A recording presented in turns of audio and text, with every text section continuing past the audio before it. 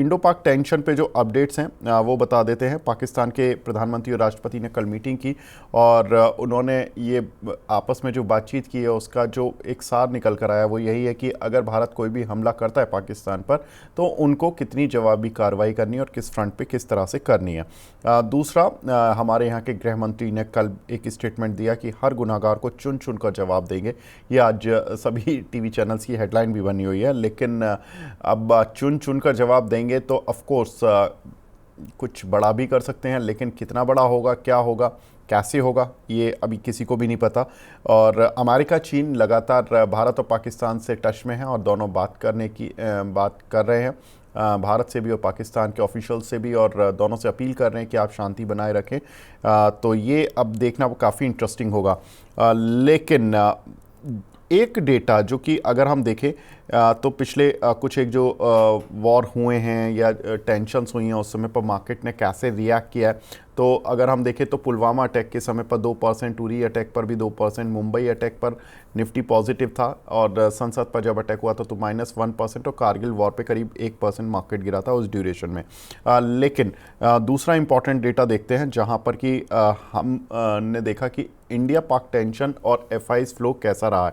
जब 2025 में यानी कि अभी अप्रैल मंथ में जब ये अटैक हुआ तो उस समय एफआईज का फ्लो पूरे मंथ में 2735 करोड़ रुपए का रहा। एफआईज डरे नहीं हैं अप्रैल महीने में।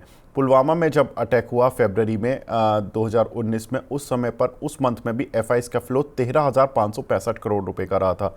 2016 में जब उरी में अटैक हुआ था सितंबर में, तो 3330 करोड़ रुपए का एफआईज का फ्लो था उस पर्टिकुलर मंथ का। जरूर जब 2008 में मुंबई अटैक हुआ था नवंबर में, उस समय एफआईज का जो आउटफ्लो था वो 5459 करोड़ था। विनीत सर, 4 इवेंट जो हमने देखे कि जब भारत पाकिस्तान के कुछ भी एस्केलेशंस हुए उसमें से 3 बार एफआईज डरे नहीं, उन्होंने खरीदारी ही की है उस पर्टिकुलर मंथ में। क्या लगता है सर, एफआईज बहुत कैलकुलेटेड और बहुत ही ज़्यादा इंटेलिजेंट हैं, जिनको सब कुछ पता है, या वो गवर्नमेंट के टच में भी होते हैं? ऐसा भी होता है क्या कि गवर्नमेंट के टच में तो उनको ज़्यादा जानकारी है हमसे?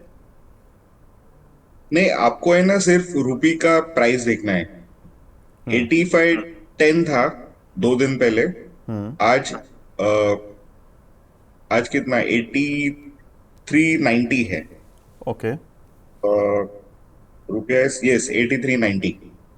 तो आप देखो, 1.5 रुपया चल चुका है जब भी और टाइप ऑफ सिनेरियो की बात कर रहे हैं। तो आपको समझ के आना चाहिए कि यहाँ पे एफआई की इंटरेस्ट भी है, और काफी पॉजिटिव चीजें हो रही है मार्केट में।